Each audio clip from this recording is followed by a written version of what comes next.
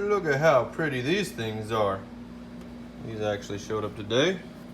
These were the more expensive of the gloves I got, I believe. The Miller's. Padded here and here. Decent thickness. They fit pretty snug actually. But and it's like suede-like material, deerskin, whatever, on the back. But honestly, I felt that these were too damn pretty to wear MIG welding. They actually were labeled as TIG too, so I'm not sure if they can actually handle the MIG sparks hitting them or if it'll burn through. But I'm gonna hang on to those to use for TIG because they feel pretty good and they should be a good replacement for these little rink-dink ones that I've been using for TIG. So I had to use the Bobo ones again today. The others should be in tomorrow, I think. But anyways, so I had mentioned in the last video that I had a fear with this and this gap here.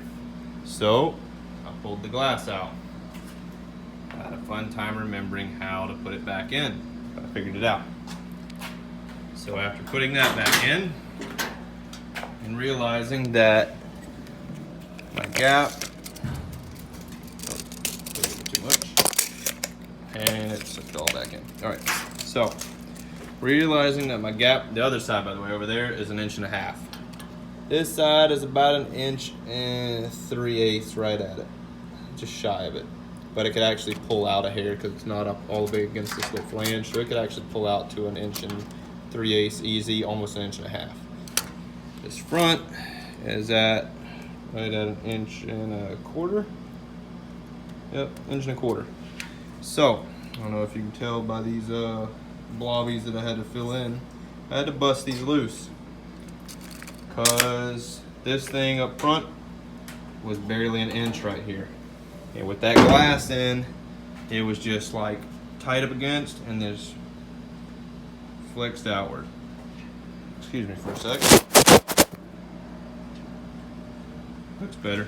I think I had some crap on my lens. Anyways, so popped the welds loose, spread this apart, and fit it up pretty good. Now the door is pretty close here. I don't know if you can see those lines. It's pretty much spot on still. We adjusted it a little bit. I actually mounted the old door back up and fought with it, then put this one back up. In reality, there's still a lip here. I don't know if you can make that out. It's probably gonna distort all kind of crazy with tilting the camera, but let's see, maybe you can see all that. Granted, it looks really bad because the paint that got wire wheeled away, but let's see if you can tell by my finger here. That's the lip. I don't know how I'm gonna handle that because the door is at its max. I know I showed inside on the plate. You can't even get to the spot welds on that plate. It's spot welded to the inner bracket inside of this, not this outer skin section.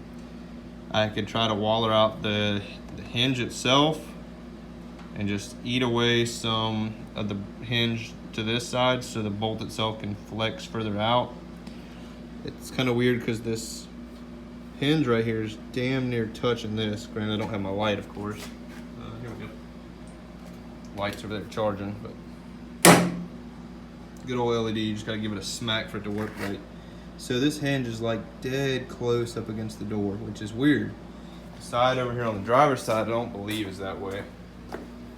It might be, but it needs to adjust. No, it's got plenty of room. So yeah, it's kind of odd off. Granted, this side needs to adjust a little bit, but I think the way this needs to adjust is the door needs to lift a little bit to get its body line right. So on to the work I did today, other than messing with that, I went ahead and welded up all the wheel well. All this is welded. I popped a few more welds up here. I don't want to go too fast and flex it. I don't want to weld inside of here yet at the top, just in case I need to finagle it some once I adjust the door. And I don't want to weld the insides of this in case I need to push it out or anything later. Kind of hesitant to weld those. Oh, excuse me. Been drinking some motivational beverages. You know, when you're nervous and not quite sure whether or not you should weld, you just drink a couple of those and you're like, yeah, let's just weld it. Anyways, so these, I welded all but these front two, just in case this needs to bow out. It'll allow this plate to kind of flex, and then I can just hammer this back inward. If not, I'd have to like cut a relief here or something for it to flex out and weld it and seam it and all that crap. This is welded. This is all welded. Behind these are welded almost all the way. I spot welded all down here. I got to use the actual spot welder. And then I went over it with a MIG just in case, because it kind of dug in a little bit from, I think I was clamping it too hard. But all this is spot welded. I welded all inside of this. Welded this in here. Welded this down here. Hammered it all nice and tight, which you probably can't. There we go, you can see a little bit. And then this, I don't remember if I showed this in the last video, but this is all welded up. Now, granted, I got too carried away and I went too fast, so now this panel is a little wavy. So, nothing Bondo can't fix. I might actually be able to put a dolly on the inside of that and hammer it some. But, I put some wave in it because I'm impatient. Over here, this was already welded. I welded these, welded this inside, welded that. That up there is welded, this up here is welded. The same thing down here, I think only these bottom two are welded. I welded this lip. I went ahead and welded on the back side, and you can see it's, well, after I jack it up because I hit it too hard, but it's fairly close. It's got a little bit of a lip, but I can toy around with that and get that straightened out. And like I said, I already said this side. I'm taking my time up here so I don't get some wave. I'm taking my time down here so I don't put wave in it like I did the other side. So I've only gone about 3 welds on each little stagger. And I still have to clean up this piece. I have to trim up this piece with the cutoff wheel. I still have to weld the insides of the mini tubs, which is gonna be a pain.